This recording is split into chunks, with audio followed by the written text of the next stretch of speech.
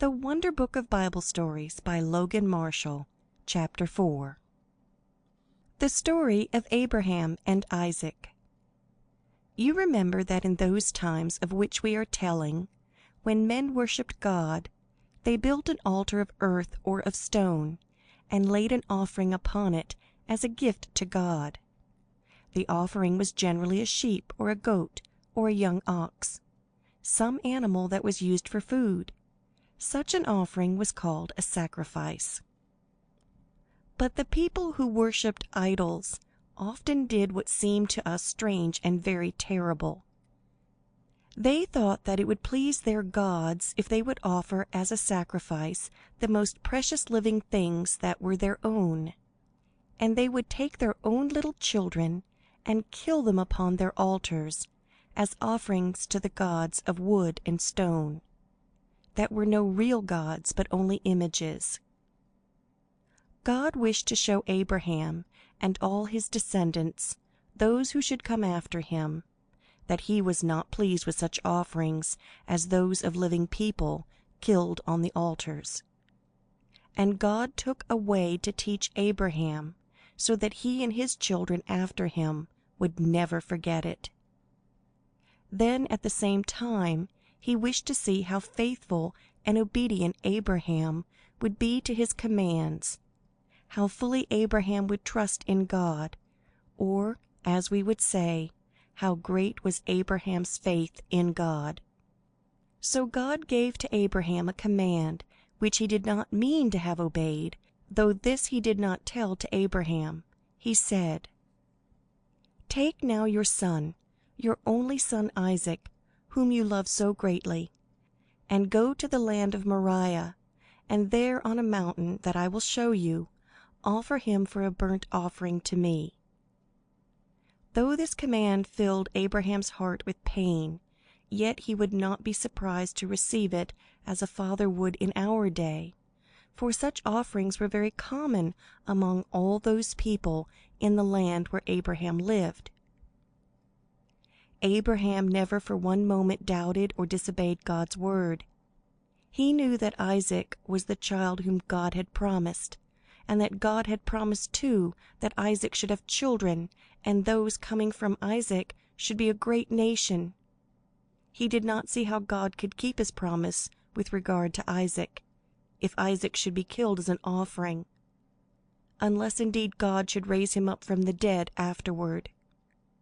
But Abraham undertook at once to obey God's command. He took 2 young men with him, and an ass laden with wood for the fire, and he went towards the mountain in the north, Isaac his son walking by his side. For 2 days they walked, sleeping under the trees at night in the open country. And on the 3rd day Abraham saw the mountain far away, and as they drew near to the mountain, Abraham said to the young men, "Stay here with the ass while I go up yonder mountain with Isaac to worship, and when we have worshipped we will come back for you." For Abraham believed that in some way God would bring back Isaac to life. He took the wood from the ass and placed it on Isaac, and the 2 walked up the mountain together. As they were walking, Isaac said, "Father, here is the wood, but where is the lamb for the offering?" And Abraham said, "My son, God will provide himself a lamb for a burnt offering." And they came to the place at the top of the mountain. There Abraham built an altar of stone and earth heaped up, and on it he placed the wood. Then he tied the hands and the feet of Isaac, and laid him on the altar, on the wood. And Abraham lifted up his hand, holding a knife to kill his son. Another moment longer, and Isaac would have been slain by his own father's hand. But just at that moment the angel of the Lord out of heaven called to Abraham and said, "Abraham, Abraham!" And Abraham answered, "Here I am, Lord." Then the angel of the Lord said, "Do not lay your hand upon your son. Do no harm to him. Now I know you love God more than you love your only son, and that you are obedient to God, since you are ready to give up your son, your only son, to God. What a relief and a joy these words from heaven brought to the heart of Abraham! How glad he was to know that it was not God's will for him to kill his son.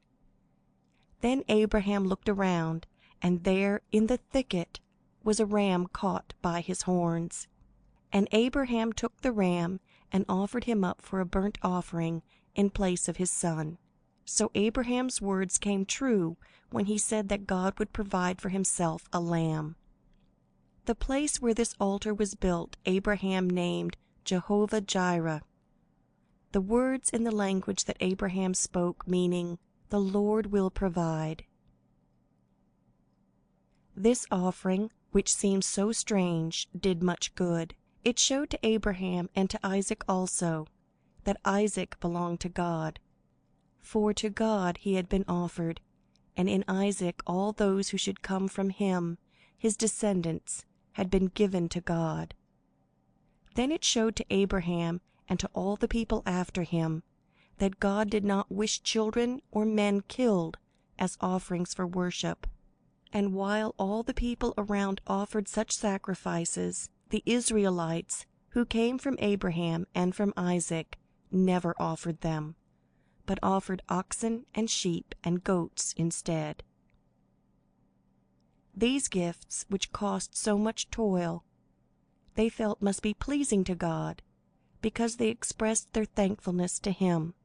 But they were glad to be taught that God does not desire men's lives to be taken, but loves our living gifts of love and kindness. End of chapter 4. The story of Abraham and Isaac.